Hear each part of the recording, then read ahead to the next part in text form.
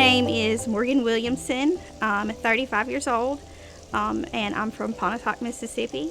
I'm married to Hunter Williamson, and we have one daughter, Macy, who's 12. So in October of 2024, I went for just a routine yearly physical with my OBGYN.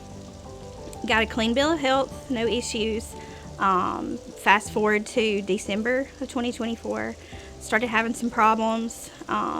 Didn't really think much of it at the time, but by the time we got to January, I was still having some problems. I reached out to my OBGYN clinic. The nurse got me in pretty quickly.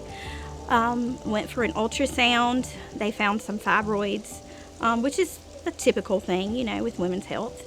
I met with Dr. Young in clinic after that.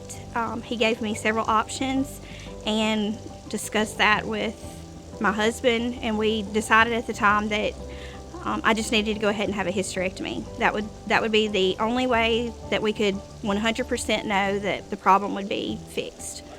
So I went in February to have the routine hysterectomy. Everything was fine at the time, and went home to recover, rest.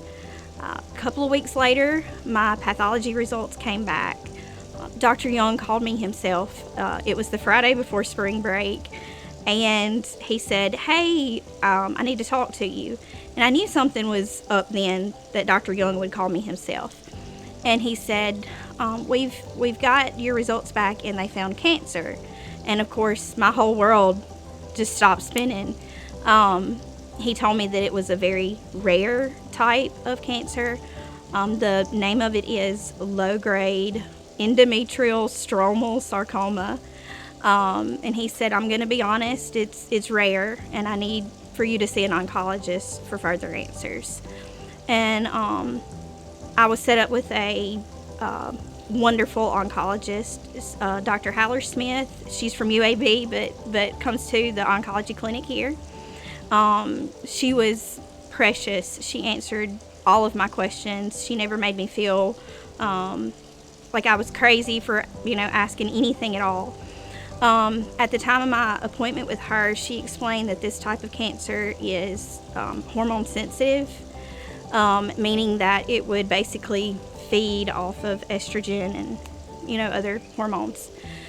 So she told me I would need to undergo a second surgery to have my ovaries removed, which being 35 years old is not an ideal situation, being put into surgical menopause that early, but it was something I knew I needed to do. I mean, you're told that you have this type of cancer and there's something feeding it. You obviously want to get rid of the source. And so I went in May. I had my ovaries removed, had another 6 weeks of rest, and I'm here now. So far everything's great. Scans are clear. Reports have been great. Yeah, actually, I've had several positive encounters. I've been to several of the clinics. I've had scans at Amory. I've had imaging done at the imaging center. I've had a mammogram at Pontotoc. I've had pre-op appointments at Longtown. The surgeries were at the Women's Center. I've been around to several facilities. My first set of CT scans was at Amory, so I've had a lot of encounters with a lot of different people, and I can say truly that every single person that I have met and dealt with have been so caring and so compassionate. I feel like they've really gone the extra mile.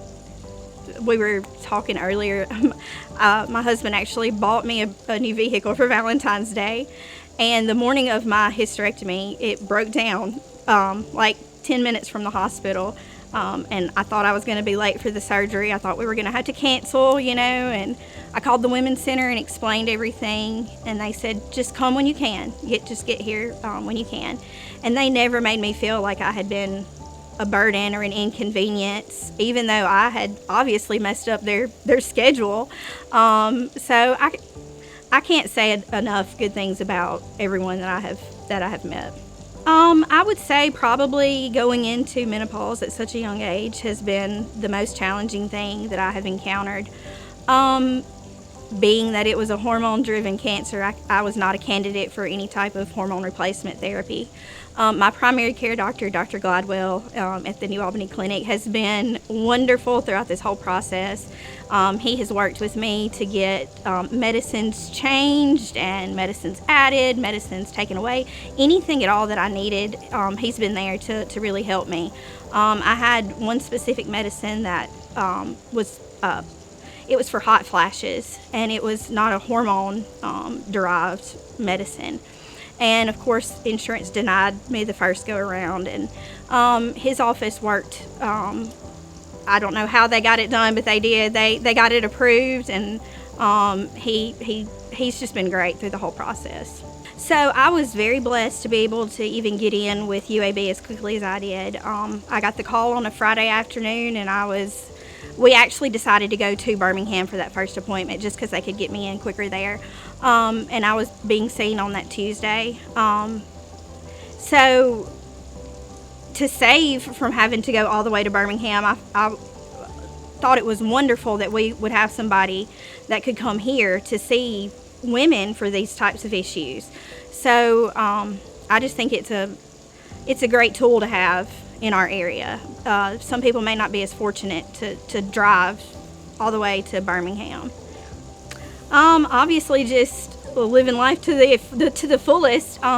You never expect to get a call at such a young age, especially after a routine surgery, to hear that you have cancer. Of course, it was devastating news at the time. I didn't really know the severity of it. I was scared that I was, going to leave my husband and my child without me, and so of course your mind goes to worst case scenario from the very beginning. So I think that's just it has shown me how short life can be, and so just to live life to the fullest. So thanks to the team at North Mississippi Health Services, I can truly say that I'm looking forward to a full life, and we've got good days ahead.